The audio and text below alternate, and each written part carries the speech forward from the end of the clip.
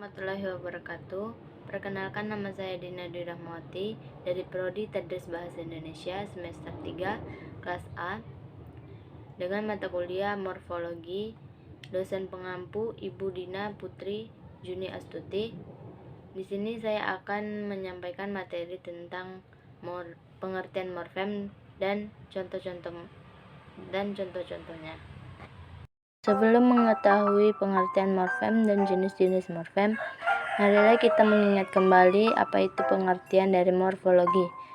Morfologi adalah bidang linguistik yang mempelajari morfem dan kombinasi-kombinasinya, atau bagian dari struktur bahasa yang mencangkup kata dan bagian-bagian kata, yaitu morfem. Selanjutnya, pengertian morfem. Apa yang dimaksud dengan morfem? Morfem adalah satuan gramatikal terkecil yang mempunyai makna. Morfem tidak bisa dibagi ke dalam bentuk bahasa yang lebih kecil lagi, yang dapat atau tidak dapat berdiri sendiri.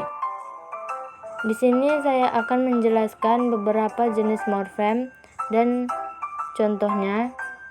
Morfem yang akan saya bahas terbagi menjadi 5 morfem, yaitu 1. Morfem bebas dan morfem terikat, 2. Morfem utuh dan morfem terbagi, 3. Morfem leksikal, 4. Morfem unik dan morfem prakategorial, dan terakhir morfem segmental dan morfem suprasegmental. Dari berbagai jenis morfem tersebut, di sini saya akan menjelaskan pengertian dan beberapa contohnya. Yang pertama, pengertian dari morfem bebas dan terikat. Morfem bebas adalah morfem yang bisa berdiri sendiri dari segi makna, yang tidak harus dihubungkan dengan morfem lainnya. Contohnya, kursi ini dari kayu mahoni.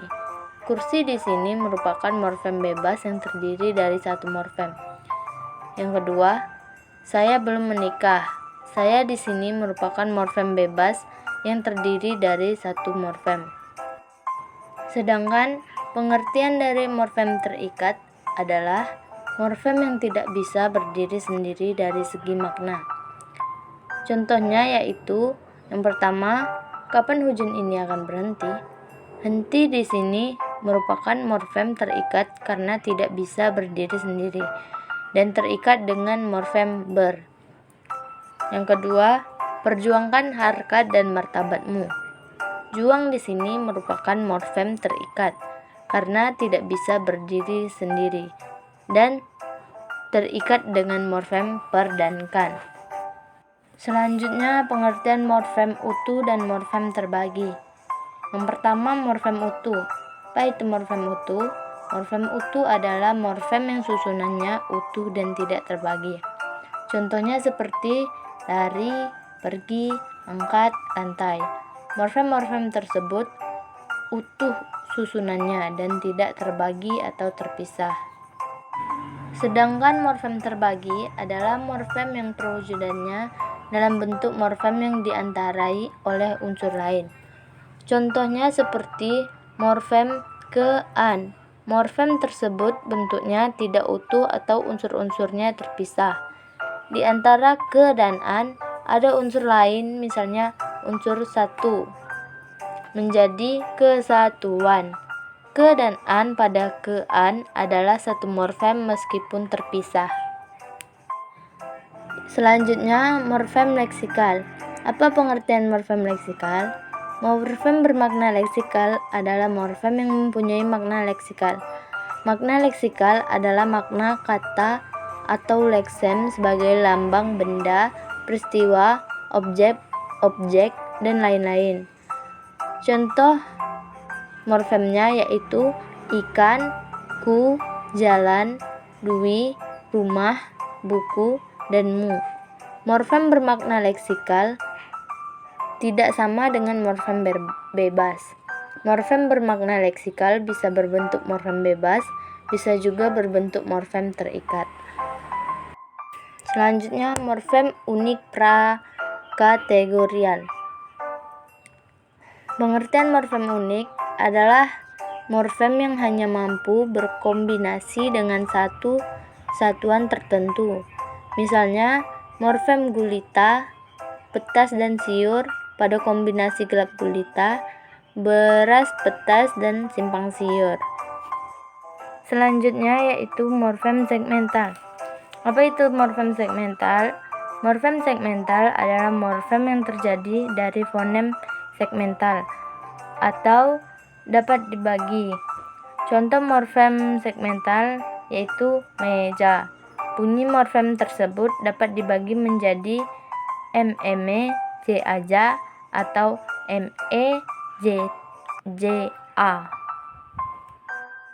Morfem terakhir yaitu morfem suprasegmental. Morfem suprasegmental adalah morfem yang terjadi dari fonem suprasegmental. Fonem suprasegmental adalah satuan bunyi yang berupa tekanan, nada, atau jeda yang fonemis. Morfem suprasegmental tidak dapat ditemukan di dalam bahasa Indonesia. Kesimpulannya, morfem adalah satuan bahasa atau gramatik terkecil yang bermakna yang dapat berupa imbuhan atau kata.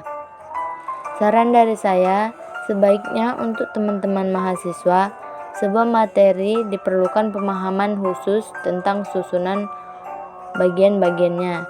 Jadi, diharapkan keseriusannya dalam mempelajari materi dan rajin melatih diri untuk mempelajari morfologi agar dapat memahaminya. Itulah tadi materi singkat yang dapat saya sampaikan tentang pengertian morfem dan macam-macam morfem.